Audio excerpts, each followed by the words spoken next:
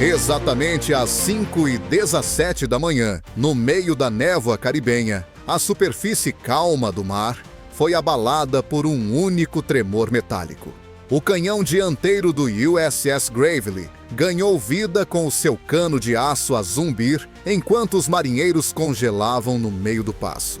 Pelo intercomunicador do contratorpedeiro, uma frase rompeu o silêncio como uma sirene. Condição 3, preparem e ocupem todos os postos-chave. Ninguém precisava de explicações. Algo se movia rapidamente e vinha direto na direção deles.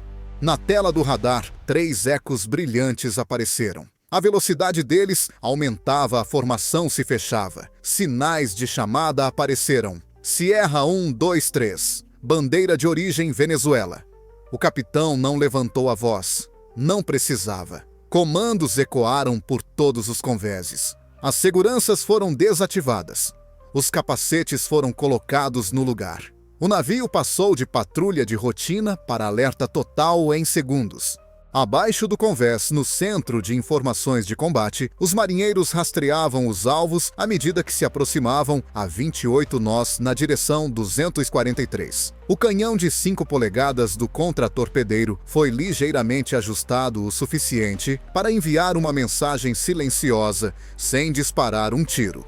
Confirmação visual, perguntou o oficial. Negativo, senhor, veio a resposta.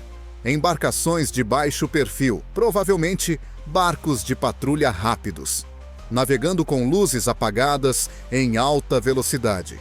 Quem quer que os comandasse sabia exatamente como se aproximar sem cruzar a linha legal. Acima, o conjunto de guerra eletrônica do navio entrou em operação, varrendo todos os comprimentos de onda. O zumbido dos sensores encheu o ar. Cada emissão, cada sinal de radar foi capturado e registrado. No convés, os marinheiros espreitavam para o horizonte escuro, onde o amanhecer ainda não havia chegado. Não viam formas, apenas movimento-traços escuros cortando a água.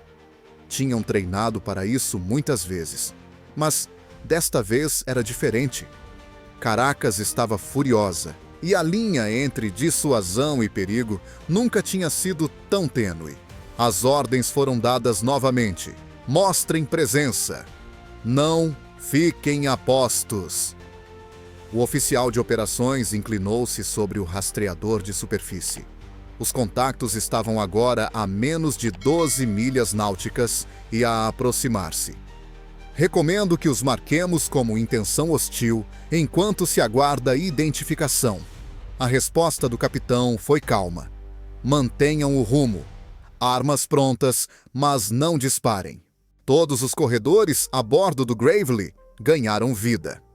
Os artilheiros verificaram o abastecimento de munições. O sistema de armas de curto alcance, o último escudo contra qualquer ataque, ligou o radar e o acionamento hidráulico.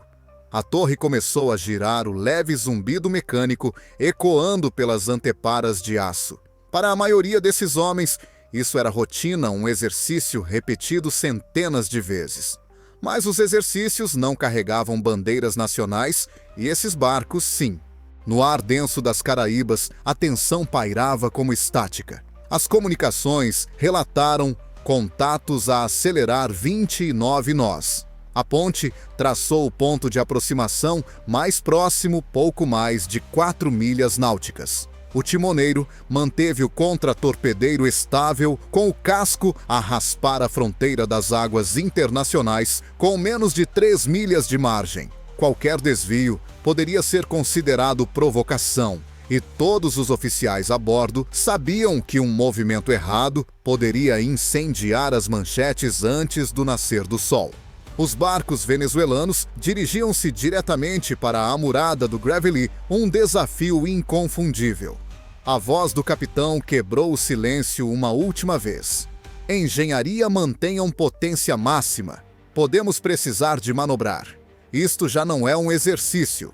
A tripulação trocou olhares com a verdade não dita, pairando pesadamente entre eles. Os próximos minutos decidiriam se aquilo era mais um jogo de sombras no mar ou a faísca que acenderia uma nova crise no Caribe. O que acontece quando a dissuasão encontra a rebeldia em mar aberto? A resposta estava prestes a se revelar. O relógio marcava 5h20 da manhã, quando o amanhecer caribenho finalmente começou a brilhar fracamente no horizonte. O USS Gravely, um contratorpedeiro da classe Arleigh Burke, com um número de casco gravado em branco sobre aço cinzento, cortava águas calmas a menos de 15 milhas ao norte da costa da Venezuela. No radar, 3 contactos moviam-se com precisão à sua formação, apertando-se à medida que corriam em direção ao navio de guerra americano. Não eram pescadores aleatórios. Não era um curso errado. Eram embarcações de patrulha da Marinha venezuelana, rápidas, enxutas e intencionais. Durante 2 meses, Washington conduziu a Operação Sentinel South, um esforço de segurança marítima, com o objetivo de interceptar rotas de contrabando de drogas e armas que cruzavam as águas venezuelanas. Mas, para Caracas, era algo muito mais provocativo, uma demonstração do controle americano em seu próprio quintal. Apenas 4 dias antes, 2 lanchas venezuelanas suspeitas de tráfico de armas tinham sido interceptadas por helicópteros da Marinha dos Ewares, perto de Curaçao.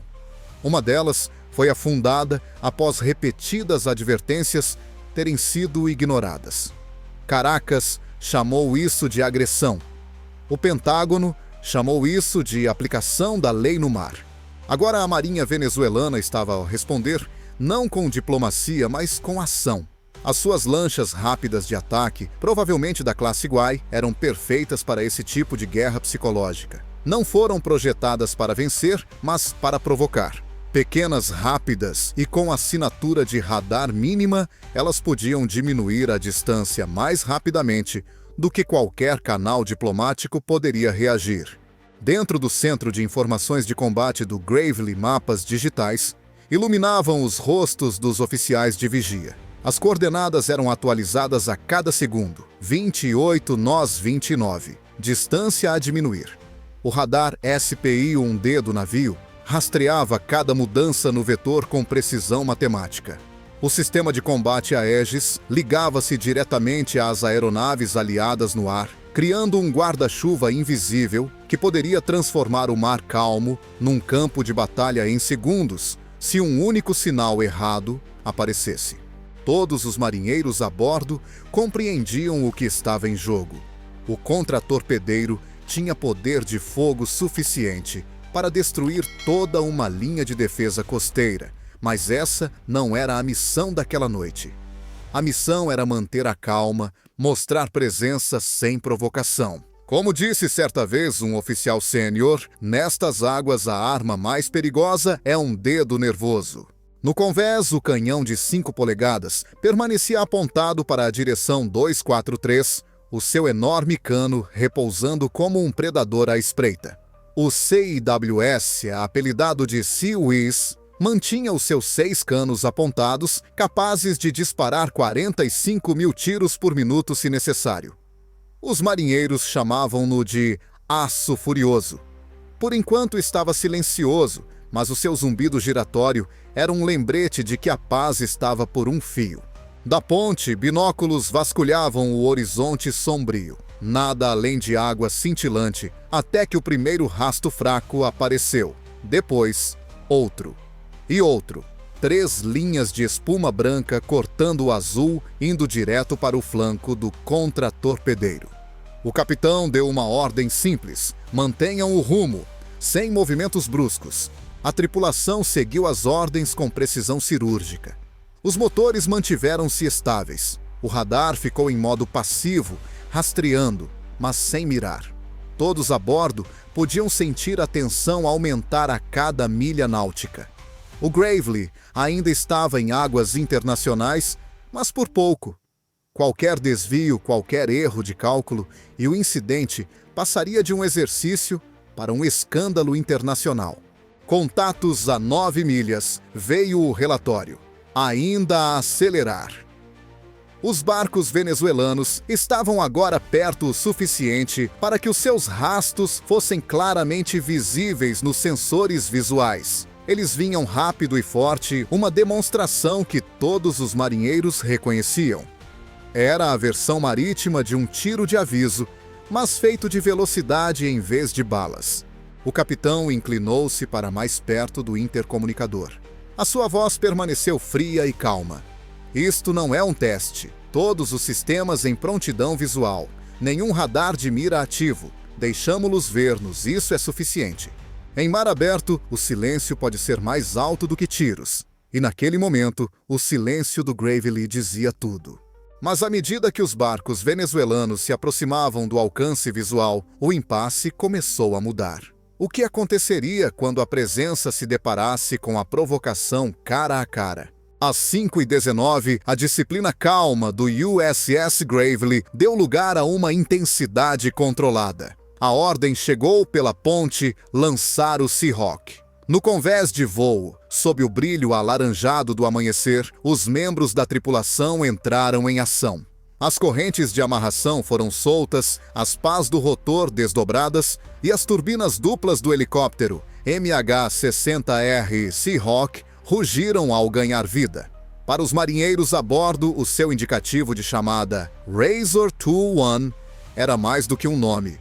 Era os seus olhos no céu, a sua garantia contra o desconhecido que os esperava logo além do horizonte do radar. O helicóptero levantou voo cortando o ar úmido das Caraíbas com um ritmo estrondoso. Do alto, a tripulação viu o que ninguém no convés ainda podia ver. 3 barcos de patrulha venezuelanos corriam pela água em uma formação em V, cortando as ondas como facas afiadas. Seus rastros se estendiam longos e brancos, convergindo para o flanco do contra-torpedeiro. Razor 21, para Gravely, relatou o piloto confirmação visual de 3 cascos, formação estável, velocidade de 28 nós. Entendido, respondeu o capitão. Mantenham os olhos atentos, nenhuma arma pronta. Da torre de sensores do Seahawk, a câmara MX-20 fixou-se no navio líder. A imagem térmica exibia silhuetas brilhantes, 3 homens ao leme, 2 no meio do navio e 1 na popa. Não havia armas visíveis no convés, mas a tripulação sabia que não devia presumir que estavam desarmados. Os barcos de patrulha venezuelanos costumavam ter metralhadoras pesadas ocultas, que podiam ser acionadas em segundos. A estrutura cilíndrica atrás da ponte provavelmente abrigava um sensor óptico ou um radar de curto alcance.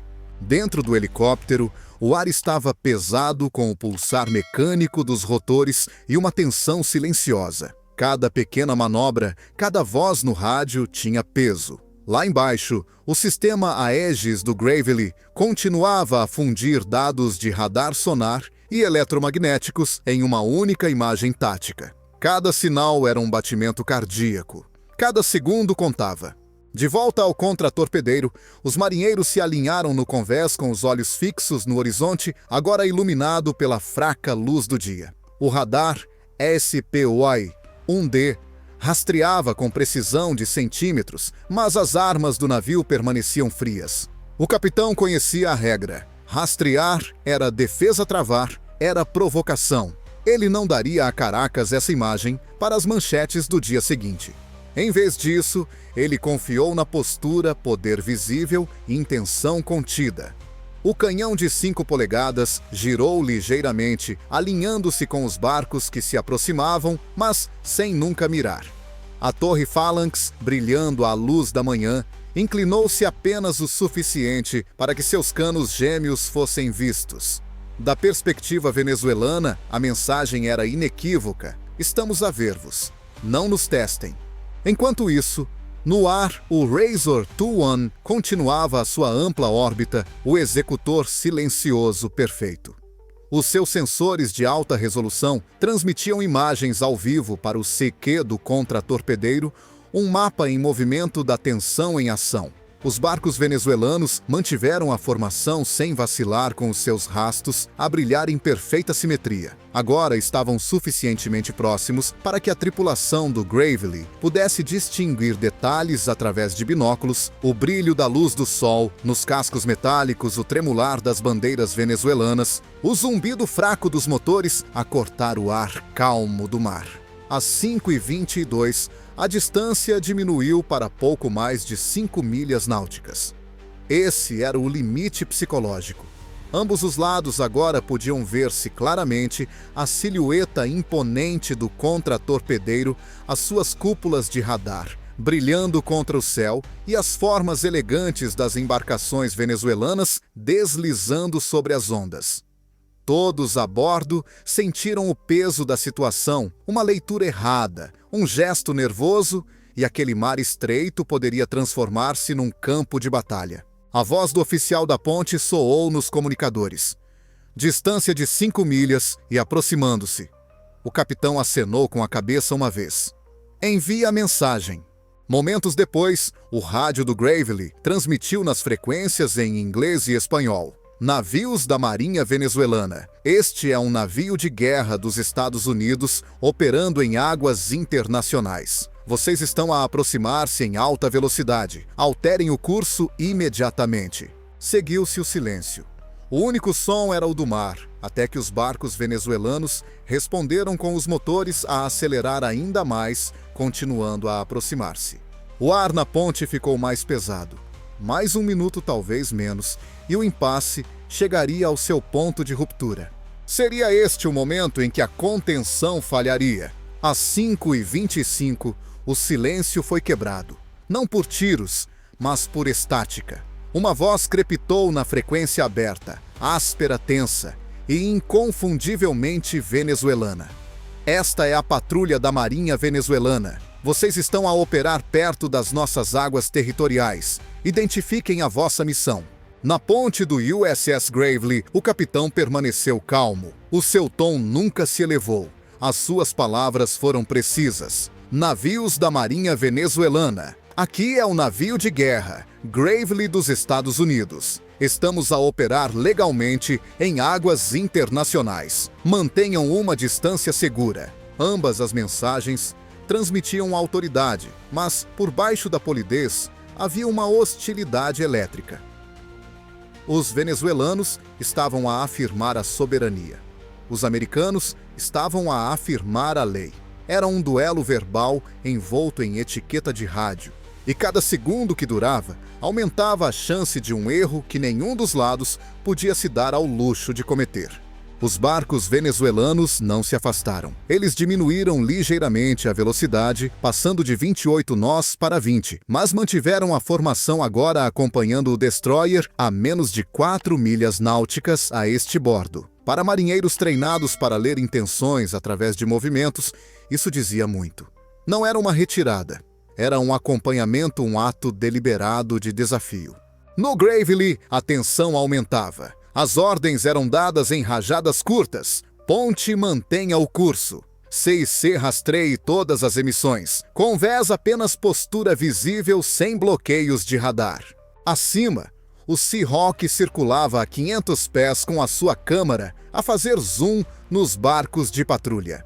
A lente térmica MX-20 revelava formas humanas a mover-se no convés, um tripulante a levantar binóculos, outro a apontar para o contratorpedeiro. O operador do sensor do helicóptero falou baixinho no seu fone de ouvido. Eles estão a observar-nos. Sabem exatamente até onde podem ir. Lá embaixo, todos os marinheiros a bordo do Gravely sentiram o silêncio surreal que antecede o desconhecido. Os motores do contratorpedeiro zumbiam constantemente as turbinas a toda a potência. O canhão de 5 polegadas e as torres Phalanx brilhavam à luz da manhã, visíveis, mas ainda frias. A tripulação chamava-lhe postura sem agressividade. Na realidade, era a forma mais pura de dissuasão. Contactos agora a 3,6 milhas náuticas, relatou o oficial de rastreamento. O olhar do capitão permaneceu fixo no horizonte. Registre isso, mantenha o rumo estável. Se eles cruzarem 3, quero que as luzes de aviso sejam ativadas. Não era o medo que guiava o seu tom, mas a disciplina, o conhecimento de que uma ação impulsiva poderia desencadear uma reação em cadeia que nem Washington nem Caracas poderiam parar. Dentro do centro de informações de combate, os grandes ecrãs pulsavam com dados, ecos de radar, assinaturas térmicas, sobreposições digitais, um balé silencioso de números marcando a fronteira entre a paz e o conflito. Cada cintilação de luz poderia significar uma escalada. Cada decisão era medida em milésimos de segundo. A tripulação do Gravely seguia as rígidas regras de engajamento. Eles só podiam abrir fogo se enfrentassem um ato hostil ou uma intenção hostil clara. E até então, os venezuelanos não haviam demonstrado nenhum dos dois. Uma aproximação rápida não se qualificava. Mesmo um bloqueio de radar poderia não se qualificar. Todos os oficiais da Marinha na sala sabiam disso, de cor, não se pode iniciar uma guerra por causa de um movimento. Ainda assim, a batalha psicológica era brutal. Os venezuelanos queriam uma reação. Os americanos recusavam-se a dar-lhes uma. Era uma disputa de contenção travada na linguagem do silêncio e da presença. Os minutos passavam lentamente. No convés, o ar tremeluzia com o calor. Os olhos dos marinheiros acompanhavam os barcos venezuelanos deslizando pelas ondas, a distância entre eles diminuindo e aumentando a cada mudança da corrente. Finalmente, às 5h34, algo mudou. O barco patrulha líder abrandou o ritmo e começou uma lenta viragem para leste, seguido pelos outros. Sem mensagem de despedida, sem reconhecimento, apenas retirada. Os venezuelanos tinham deixado a sua mensagem. Um suspiro de alívio percorreu o convés do Gravely. O capitão deu a ordem: mantenham o rumo, gravem tudo. Acima, o Seahawk inclinou-se suavemente, capturando a retirada do ar, um testemunho silencioso de quão perto o mundo tinha chegado de outra faísca no mapa. Isto não foi uma batalha, foi um aviso escrito em movimento, não em fogo. Mas este foi o fim ou o início de algo maior fervilhando sob as ondas do Caribe. Quando os barcos de patrulha venezuelanos finalmente se afastaram, o USS Gravely manteve o rumo sem dizer uma palavra. Os motores do contratorpedeiro mantiveram o ritmo, as turbinas zumbindo contra a luz do início do dia no Caribe. Sem aplausos, sem comemoração, apenas alívio disfarçado de disciplina. A tripulação sabia que este encontro não era apenas mais um susto, era uma mensagem que ecoaria muito além daquelas águas calmas. Em poucos minutos, a equipa de comunicações do navio compilou o relatório do incidente. Cada sinal do radar, cada troca de rádio, cada leitura de temperatura dos canos das armas foi registrada em detalhes criptografados. Uma cópia dos dados já estava a caminho do Comando Sul do Zewaia, onde analistas na Flórida iriam dissecar o evento quadro a quadro antes mesmo do sol nascer em Washington. Para os marinheiros, tudo terminou tranquilamente. Para os políticos, estava apenas a começar. Em Caracas, a mídia estatal logo classificaria o confronto como uma defesa bem-sucedida da soberania. Em Washington, o Pentágono chamaria de patrulha marítima de rotina. Os mesmos poucos minutos de tensão se tornariam duas histórias totalmente diferentes.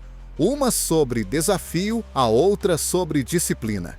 A verdade, como sempre, estava algures no meio. De acordo com analistas da Defense News e da Reuters, incidentes como este tinham vindo a aumentar em pontos críticos globais, do Mar da China Meridional ao Golfo Pérsico, onde pequenas embarcações de patrulha desafiavam navios de guerra maiores para obter vitórias simbólicas. Era a face moderna do que os estrategas chamavam de guerra na zona cinzenta, atritos deliberados que não chegam a ser um conflito aberto, mas testam constantemente os limites da paciência. A marinha venezuelana, limitada em tamanho e tecnologia, não podia esperar enfrentar diretamente a frota do Zelua, mas também não precisava. Ao forçar um contra-torpedeiro como o Gravely a reagir fazendo os marinheiros americanos suarem sob as regras de combate, Caracas poderia transformar um impasse momentâneo em um triunfo doméstico. Enfrentamos o Império, diriam as manchetes. Enquanto isso, nos círculos de defesa de Washington, uma conversa mais discreta se desenrolava. Os EUA já vinham expandindo a vigilância no sul do Caribe depois que informações de inteligência sugeriram um aumento nas rotas de tráfico de armas e narcóticos ligadas às águas venezuelanas. A Operação Sentinel South não se tratava apenas de aplicação da lei. Tratava-se de lembrar aos atores regionais que as rotas marítimas permaneciam abertas e monitoradas. A missão do Gravely, embora rotineira, fazia parte desse tabuleiro de xadrez maior. Mas havia outra camada. Enquanto a atenção global permanecia fixa na Europa Oriental e no Médio Oriente, poucos perceberam como o Caribe estava a voltar a ganhar relevância estratégica. O crescente alinhamento da Venezuela com a Rússia e o Irão, os seus acordos de petróleo por armas e a sua postura desafiadora contra as sanções dos EUA tornavam cada encontro como este mais explosivo. O que parecia uma simples patrulha naval era, na verdade, um gesto indireto em uma disputa mais ampla por influência. Para a tripulação do Gravely, a política era algo distante. No entanto, sentiam o seu peso a cada batida do coração. O contra-torpedeiro não era apenas um navio de guerra. Era uma embaixada flutuante, uma declaração visível de presença. O seu silêncio, a sua contenção, transmitiam o tipo de mensagem que nenhum diplomata poderia expressar: os Estados Unidos estão aqui, observando prontos, mas não imprudentes. À medida que o amanhecer clareava sobre o Caribe, o último vestígio dos barcos venezuelanos desaparecia a leste. O mar voltou a ficar calmo, aparentemente pacífico. Mas todos os oficiais a bordo sabiam o que aquela calma significava. Esta era apenas a primeira ronda. Caracas tinha testado a linha e verificado que ainda se mantinha. Da próxima vez poderiam pressionar mais. O capitão observou o horizonte através dos binóculos uma última vez antes de voltar para dentro. "Registrem o evento", disse ele baixinho, "e mantenham as turbinas aquecidas, porque em algum lugar lá fora, além do alcance do radar, outra mensagem já poderia estar a caminho." Este encontro tinha realmente acabado, ou era apenas um ensaio para algo muito mais perigoso? Quando o USS Gravely transmitiu o seu relatório completo pós-ação, o amanhecer já havia chegado a Washington. Dentro da sala de conferências segura do Pentágono, analistas da Marinha do Comando Sul e do Conselho de Segurança Nacional reuniram-se em torno de uma reprodução digital do encontro. Numa tela do tamanho de uma parede, traços coloridos mostravam cada segundo do confronto. 3 pontos vermelhos marcados com VZL aceleravam em direção ao ícone azul do contra-torpedeiro, parando a 4 milhas náuticas, e depois se afastando. Os dados falavam por si: nenhum tiro disparado, nenhum radar travado, nenhuma violação. No entanto, a tensão que revelavam era inconfundível. O almirante Keating, chefe do Comando Sul, resumiu tudo numa única frase: atrito controlado. Esse é o termo. Significava um confronto planejado, pequeno, contido, mas intencional. O objetivo da Venezuela não era afundar um navio, mas forçar os Estados Unidos a reagir para lembrar a todos na região que Caracas ainda tinha garras. O tom do almirante era neutro, mas a implicação era clara. Da próxima vez, esse atrito poderia se intensificar. Do outro lado da mesa, oficiais de inteligência analisavam o padrão mais amplo. Imagens de satélite mostravam um aumento nas patrulhas navais venezuelanas em torno de La Guaira e Puerto Cabello, e sinais interceptados sugeriam uma coordenação com conselheiros russos estacionados perto da costa. "Não é uma coincidência", disse um analista baixinho. "Eles estão a testar as regras, assim como os iranianos no Golfo." Washington já tinha visto isso antes. Barcos rápidos a cercar contra-torpedeiros, câmaras, a filmar, transformando a contenção militar em propaganda. Na Casa Branca, as declarações à imprensa foram redigidas com precisão cirúrgica. Palavras como operação de rotina e águas internacionais apareceram repetidamente, cada linha elaborada para acalmar os ânimos sem parecer fraca. O governo sabia que mesmo uma única frase de culpa poderia levar Caracas a outra demonstração de desafio. Os Estados Unidos tinham de projetar calma, não rendição. Enquanto isso, no mar, o Gravely continuava a sua patrulha com as turbinas a zumbir constantemente. Para a tripulação, a adrenalina tinha desaparecido, mas a lição permanecia a guerra. Nem sempre é declarada com armas. Às vezes, é declarada com proximidade. Um marinheiro escreveu no seu diário: "Chegamos a poucos minutos do caos, e ninguém fora deste navio jamais saberá realmente o quão perto estivemos."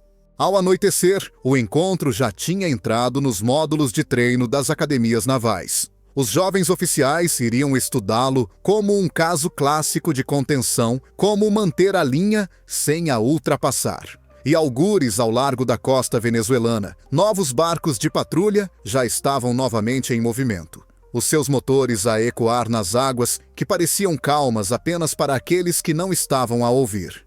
Para o capitão do Gravely, aquele silêncio era o verdadeiro aviso. O Caribe tinha se tornado, mais uma vez, um tabuleiro de xadrez do poder. E nesse jogo, até uma única onda tinha significado. O encontro não foi um fim. Foi um começo escrito em movimento disciplina. E uma única verdade não dita da próxima vez, alguém poderia não se afastar. A história do USS Gravely e dos barcos de patrulha venezuelanos é mais do que um incidente naval. É um reflexo do equilíbrio frágil que mantém a paz global intacta. Alguns quilômetros de oceano, alguns minutos tensos e a disciplina de uma centena de marinheiros decidiram se o mundo acordaria com manchetes de conflito ou de calma.